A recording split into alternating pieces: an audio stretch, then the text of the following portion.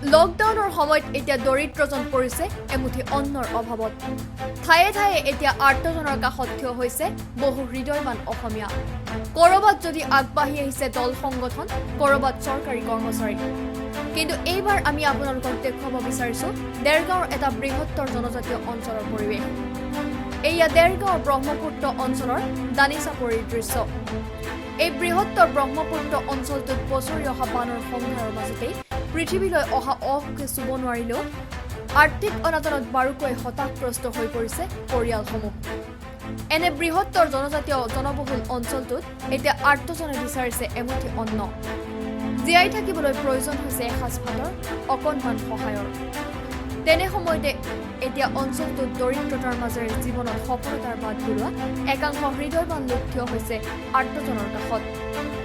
দানিচাপৰি মধ্য ইংৰাজী বিদ্যালয়ৰ শিক্ষক মণিকান্ত পেগু, কাৰ্বি আংলঙৰ বন বিষয়া ভাস্কৰ পেগু, দানিচাপৰি জনজাতি মধ্য ইংৰাজী বিদ্যালয়ৰে শিক্ষয়িত্ৰী ববিতা পেগু, কাজিৰঙা অগৰাতলীৰ বনৰক্ষী অমলজ্যোতি পেগু, গোলাঘাটৰ কৰ্মস্থ অসম আৰক্ষী যোগেন পেগু, আৰক্ষী প্ৰশিক্ষণ কেন্দ্ৰ দেৰগাঁৱৰ হেমকান্ত পেগু, ত্ৰয়োদশ অসম আৰক্ষীৰ জোৱান চিত্ৰৰঞ্জন পেগু, অসম পুলিচ মধ্য ইংৰাজী বিদ্যালয়ৰ শিক্ষক নিত্যানন্দ দেৱগোস্বামী টাউট, জল পৰিবহণ বিভাগৰ মতিলাল পেগু, দানিচাপৰিৰ আশাকৰ্মী মৃণালী পেগু, গুৱাহাটীৰ এক চিকিৎসা বিভাগৰ লেবৰেটৰীৰ টেকনিচিয়ান দীপক পেগুকে ধৰি এনেদৰে এতিয়া এইসকল লোক ওলাই আহি থিয় হৈছে আৰ্তজনৰ কাষত।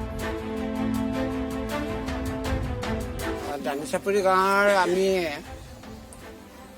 মোক কৰ্মচাৰীবৃন্দই বিভিন্ন বিভাগত যিখিনি কৰ্মচাৰী আছে এই অংকত কালত মানে জনসাধাৰণ কিছুমান নাজিৰা কৰা মানুহ কিছুমানো আছে, তেওঁবিলাকো বাহিৰে ওলাই যাব পৰা নাই, ঘৰৰ ভিতৰত আবদ্ধ হৈ থকাৰ কাৰণে আমি কৰ্মচাৰীবৃন্দই লগ হৈ কিছু খাদ্যবস্তু চাউল, দালি, মিঠাতেল, নিমখ ইত্যাদি কৰি অন্ততঃ এদিনৰ খাব পৰাকৈ পৰিয়াল ভিত্তিত এদিনৰ যোগাৰটো দিয়া হৈছে।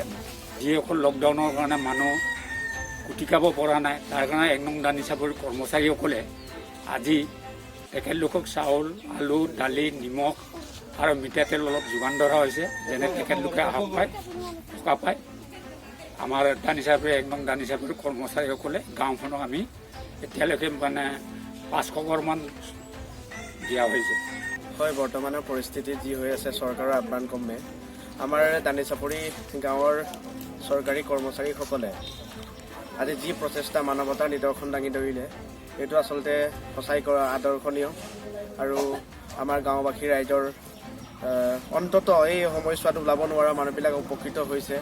তেখেতসকলে আজি পুলিচ মিলিটাৰী চাকৰি কৰা মানুহ আৰু আমাৰ শিক্ষকসকলে আমি একগোট হৈ বা স্থানীয় আমাৰ যুৱকসকলে যি আচলতে ব্যৱসায় বাণিজ্যত ভাল, তেখেতসকলে একগোট হৈ আজি প্ৰায় শতাধিক পৰিয়ালক তেল, নিমখ, চাউল, আলু আদিকে ধৰি বিভিন্ন ধৰণৰ বস্তু আজি ৰাইজৰ মাজত বিতৰণ কৰিছে।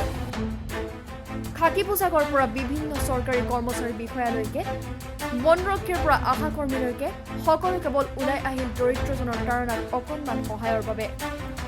এনেকৈয়ে এইসকল লোকৰ মহানুভৱতাই এতিয়া দৰিদ্ৰজনৰ বাবে হৈ পৰিছে জীয়াই থকাৰ সাহস। গৌতম বৰাৰ report, headlines Dergaon.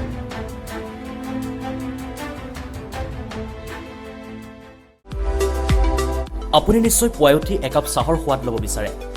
Dergaon red টিৰ সৈতে পুৱাই লওক একাপ চাহৰ সোৱাদ। ৰেড টি খাওক আৰু দিনটোলৈ সতেজ কৰি ৰাখক নিজকে। দেৰগাঁও ৰেড টি ক্ৰয় কৰিবলৈ আপুনি আহক দেৰগাঁও ষ্টেট বেংকৰ সমীপত ৰেড টিৰ নিৰ্ভৰযোগ্য প্ৰতিষ্ঠান SSK টি ফেক্টৰী। যোগাযোগ নম্বৰ 8254910416। গতিকে এতিয়া ৰেড টি খাওক, সতেজ কৰি তোলক প্ৰতিটো পুৱা।